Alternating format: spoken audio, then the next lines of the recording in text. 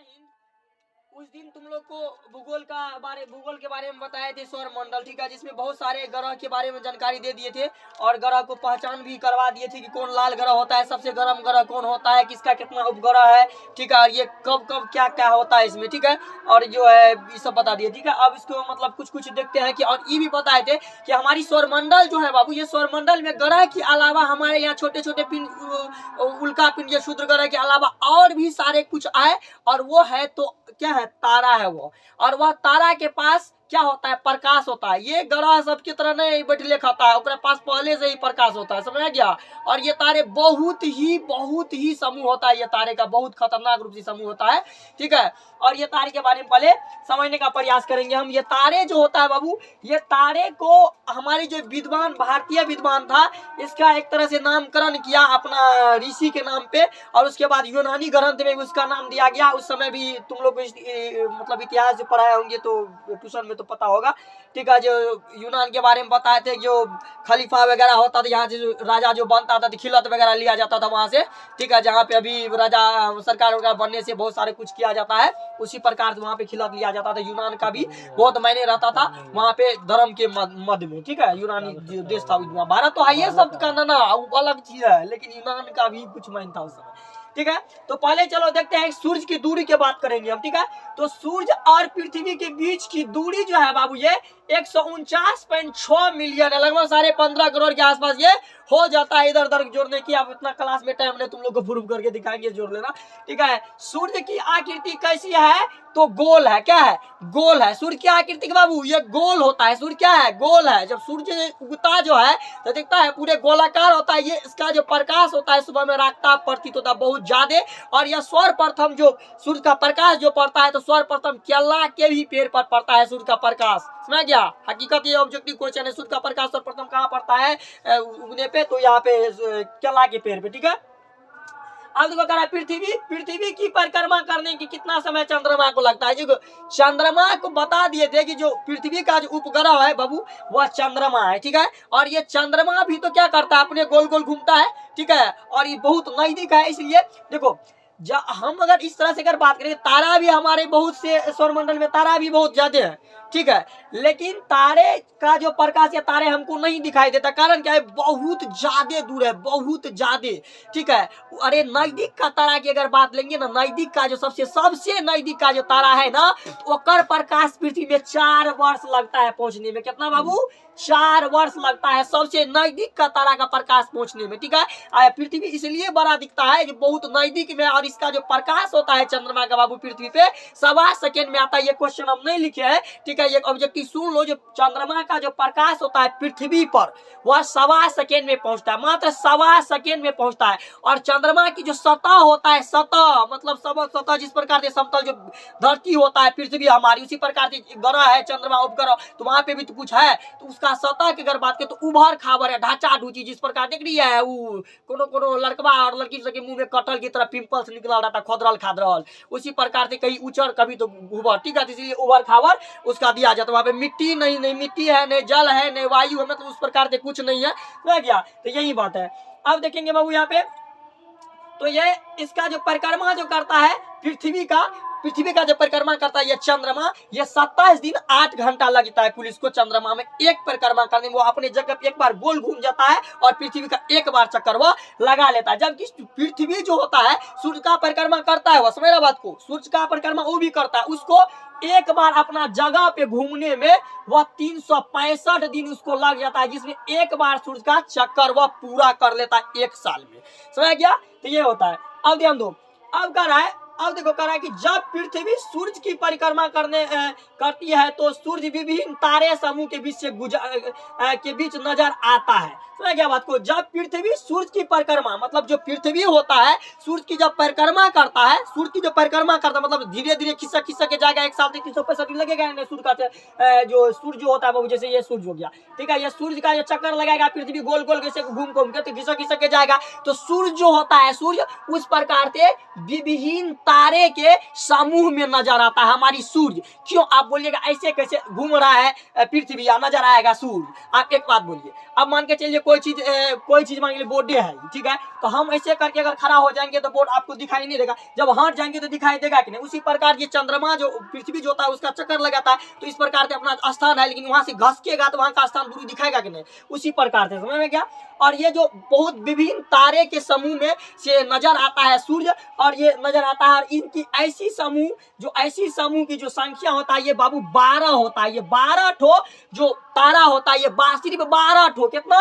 सिर्फ 12 ठो जो है ये तारे के बीच में नजर आता है। कौन? सूर्य। जब हमारी पृथ्वी सूर्य का चक्कर लगाना प्रारंभ करता है तो ये 12 ठो तारा के बीच में ये नजर आता है। क्या?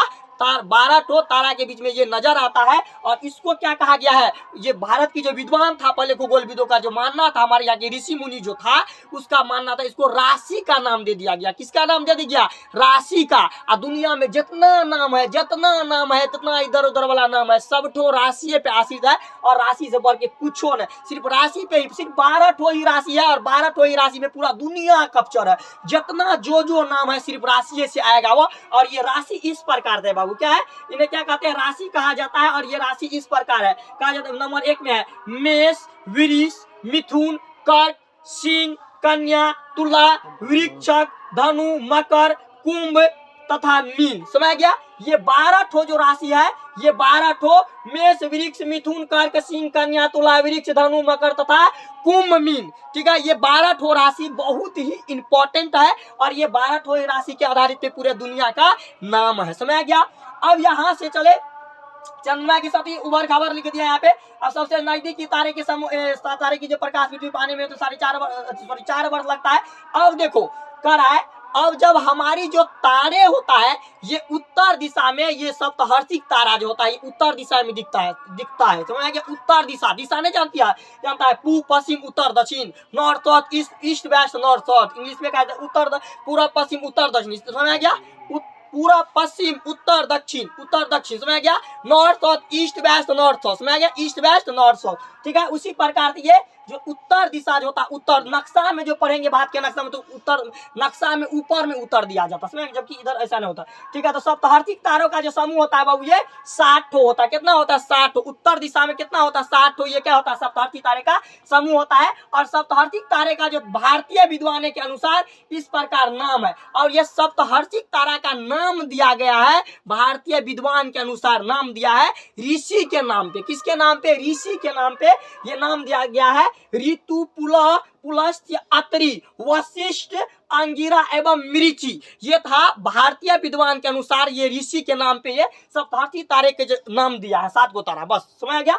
अब यह यूनान मतलब जानता है, वो भी एक धर्म के मामले में बहुत आगे था उस समय में, यूनान भी। ठीक है, जिस प्रकार से भारत का सब दिन से है सबसे बड़का। ठीक है, लेकिन वहां पे एक यूनान भी था, वहां पे खलीफा वगैरह, दिल्ली सल्तनत का इतिहास वगैरह तुम लोग को पढ़ा थे यहाँ पे क्लासे में। ठीक है, तो लोग पता होगा कि यहाँ पे खलीफा या हकीम वगैरह वगैरह लक्स बक्स किसको कहा जाता था। ठीक है, और ये यूनान में कौन बैठता था और क्या करता था, समझ गए? धर्म के मामले में तो उसका भी एक ग्रंथ था, वहां पे भी बहुत ज्यादा मायन था। तो वो अपना ग्रंथ में इसको दिया गया है पहले में, इस सप्तहर्षिक तारा का नाम alpha beta gamma delta. Alpha beta gamma delta है ना। एपिसोलन, क्या? एपिसोलन जट्टा, क्या? एट्टा, सॉरी, एपिसोलन, एट्टा एवं जेटा। तो ये जो है यूनानी ग्रंथ के नाम पे इसको दिया गया। किस पे? यूनानी ग्रंथ के नाम पे। समझ गया? ये यूनानी ग्रंथ अपने हिसाब से दिया गया। अब देखो, ऋतु एवं पुलाव को मिलाने वाली रेखा उत्तर दिशा का सूचक है। क्या है? ऋतु एवं पुलाव को मिलाने वाली जो रेखा होता है ये उत्तर दिशा का सूचक है।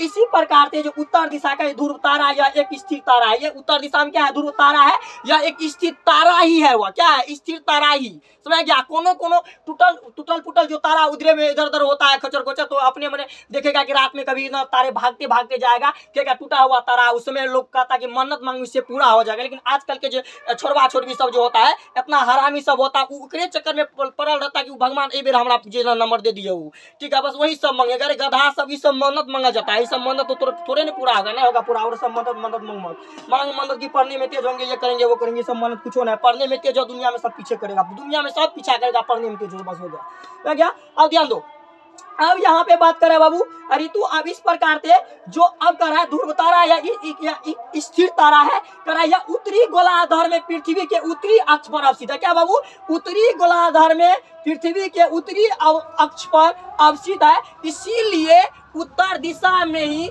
जो नाविक था हमारे यहाँ की दूरदर्शी, जो हमारे देश में आया था लुटने उठने के लिए, शिक्षा उच्छा लेने के लिए, जो नालंदा विश्वविद्यालय जानता है ना, वो हफियानी वगैरह वगैरह चीन का सब जो आता था यहाँ पे, इतिहास वगैरह हम बताते रहेंगे, ठीक है, अभी समझ लो, ठीक है, आता था, ठीक है। उसी प्रकार ये समुद्र में उत्तर दिशा में ही समुद्र में सबको क्या कराता था, हमारे यहाँ की पूर्वज जो भारतीय वैज्ञानिक था सबको ज्ञान का पाठ पढ़ाता था। चलो थोड़ा उत्तर दिशा में नहलाएंगे तो बुद्धि खुलेगा, तुम्हारा क्या खुलेगा? बुद्धि खुलेगा, समझ गया। अब इस प्रकार से चंद्रमा गुजरेगा, क्या गुजरेगा? चंद्रमा। अब जो हमारी पृथ्वी है बाबू, ये क्या है? पृथ्वी, ध्यान दो बाबू, अब ये जो होता है पृथ्वी, ठीक है, ये पृथ्वी का चक्कर कौन लगाता है? चंद्रमा। कौन लगाता है बाबू? चंद्रमा। तो अब जो चंद्रमा जो चक्कर लगाएगा पृथ्वी का, समझ रहा बात को, जब चंद्रमा जो पृथ्वी का चक्कर लगाता है तो वह भी बहुत सारे तारे के बीच से गुजरना पड़ता है उसको, ठीक है। उसका संख्या जो था, उस तारे का जो संख्या होता है जिस से गुजरता है चंद्रमा पृथ्वी के चक्कर लगाने में, उसका जो संख्या है, उसका संख्या है 27 तारा है। कितना तारा है वो? 27। उसको क्या कहा गया है? क्या कहा गया है बाबू? इसको नक्षत्र कहा गया है। क्या कहा गया है? नक्षत्र कहा गया। क्या कहा गया है? नक्षत्र कहा गया है। और नक्षत्र भारत का भी जो विद्वान है, खगोल विदों का मानना था, भारतीय यहाँ की वैज्ञानिक वगैरह सबका जो ऋषि मुनि था, उस सब का मानना था कि नक्षत्र और मौसम में गहरा संबंध है। क्या है? नक्षत्र और मौसम में गहरा संबंध है, रियल में गहरा संबंध है। हथिया ले लो तो दुर्गा पूजा के समय बहुत खतरनाक वार्ता होता है, चित्रा होता है, हथिया होता है, भाद्र भादो होता है, पश्चिमी भादो होता है, बहुत सारे हवा बहता है, उस समय मृगीसरा होता है जिसमें धान का बिरार गिराया जाता है। अभी वह 27 जो नक्षत्र जो होता है बाबू, ये नक्षत्र कैसे होता है और क्यों कहा गया है इसको नक्षत्र? देखो, जिस प्रकार से हमारी पृथ्वी जब सूर्य का चक्कर लगाता है, ठीक है, तो वह सूर्य के चारों ओर चक्कर लगाता है, तो सूर्य क्या होता है? कई तारे के समूह में दिखता है, और वह 12 तारे के समूह में दिखता है, जिसको राशि के नाम से दिया गया है। राशि समझ में आ गया? उसी प्रकार से अब ये चंद्रमा जो होता है बाबू, ये चंद्रमा पृथ्वी का घूर्णन करता है, अपने अक्ष पे घूम के एक बार उसका चक्कर लगाता है, वह 27 दिन 8 घंटा में। इसी प्रकार से ये जब जो पृथ्वी का जो चक्कर लगाता है ये चंद्रमा, तो ये भी जो तारे के जो समूह होता है, ये भी तारे के समूह से गुजरता है। और इन तारे के समूह का जो संख्या है बाबू वह 27 है। और यह जो भारतीय जो विद्वानों है, इसका नाम नक्षत्र को दिया गया है। कितने? नक्षत्र में इसका नाम दिया गया है। और ये नक्षत्र और मौसम में कहा गया कि बहुत गहरा संबंध है। रियल में क्या होता है, ये नक्षत्र और मौसम में बहुत गहरा संबंध है। और हर नक्षत्र को जो हमारी पृथ्वी है, ये 14 दिन में पार कर लेती है। ये जो हमारी पृथ्वी है, हर नक्षत्र को पार करता है, सिर्फ ये 14 दिन में। यहाँ पे हम लिख दिया है कि इन नक्षत्रों को पृथ्वी 14 दिनों में पार कर लेता है। समझ गया? यहाँ पे देखो, कह रहा है चांद को पृथ्वी की परिक्रमा करने के दौरान किसी न किसी तारों के इन समूह के सामने गुजरना पड़ता है। इन तारों के समूह को नक्षत्र कहते हैं। और ये नक्षत्र इस प्रकार है, तो ध्यान से समझिए बाबू यहाँ पे, ठीक है। देखो, अश्वनी नंबर 1, अश्वनी, भरनी, भरनी, उसके बाद कृतिका, रोहिणी, मृगशिरा, आर्द्रा, पुनर्वसु, पुष्य, अश्लेषा, मघा, उसके बाद पूर्व फागुनी, उत्तरा फागुनी, हस्त, हथिया मतलब हथिया, चित्रा, उसके बाद स्वाति, विशाखा, अनुराधा, उसके बाद ज्येष्ठ, मूल, पूर्व आषाढ़, उत्तरा आषाढ़, श्रावण, घनिष्ठा, सतभिषा, पूर्व पद्रभाद, उत्तर पद्रभाद एवं रेवती। ये 27 तो इन प्रकार से हमारी नाम है नक्षत्र का। और हर एक प्रकार से ये जो अर्द्रा होता है, नहीं देखा अब जो अर्द्रा होगा, हम जो पकेगा कटहर जो खाता है पावन में, वर्षा जो होता है उस समय कहता ना अर्द्रा डबरा भर के जाएगा, और लोग कभी करता बुजुर्ग सब गाँव में, उसी प्रकार से ये होता है, ठीक है। और जो मृगशिरा होता है, मृगशिरा उस समय बिहन गिराया जाता है, बीज, धान का बीज गिराया जाता है, और ये 22 दिन तक खेत में रहा जाता है। 22 दिन के अंदर उसको उखाड़ना पड़ता है, और 22 दिन तक अगर उसमें नहीं रहा मतलब उखाड़ा जाएगा तो वहीं पे फूटना शुरू हो जाएगा। और उसके बाद पानी या खाद वगैरह देना जरूरी होता है, समझ में गया। और ये चित्रा होता है, ये चित्रा दुर्गा पूजा के आसपास ही आता है, समझ गया, ये हथिया वगैरह, ठीक है। तो ये सब जितना हमारे क्या है, ये हमारा नक्षत्र है। क्या बाबू, ये अनुराधा विशाखा। अब जो बारिश, अभी जो गेहूं की कटने का जो समय आएगा, तो अब ये क्या होगा, पश्चिमी यहाँ की जो क्या कर रहे हैं यहाँ पे पूर्व भाद्र, ये बारिश की मौसम में होता है बहुत ज्यादा यहाँ पे, ठीक है। पूर्व फागुनी और उत्तरा फागुनी, ये जो फागुनी की जो समय होता है, अब जो फागुन की जो मतलब मार्च जो कहते हैं उसको, ठीक है, इस समय जो होता है ये हवा बहता है और ये पश्चिम की दिशा में बहुत ज्यादा हवा बहता है, जो किसान को बहुत भारी भरकम क्षति भी कई कई साल में हो जाता है। और ये बहुत ज्यादा कभी कभी हवा बह जाता है, जिसके कारण जो गेहूं होता है, गेहूं के दाने में जो दूध बनता है, दूध जो दाने होता है दूध का, ठीक है, वह सूख जाता है हवा में, ठीक है। बहुत ज्यादा जर्जर हवा होता है और यह हवा में बहुत ज्यादा टेम्परेचर होता है, जिसके कारण ठोर होट मूट वगैरह वगैरह शरीर का जितना खेत वगैरह बहुत जल्दी सूख जाता है। गेहूं कटने के बाद भी लोग काट के तुरंत रोड पे देता था, तुरंत उद्योग करना शुरू कर देता है। समझ आ गया बाबू? जय हिंद। अब नेक्स्ट वीडियो में मिलेंगे तुम लोग को।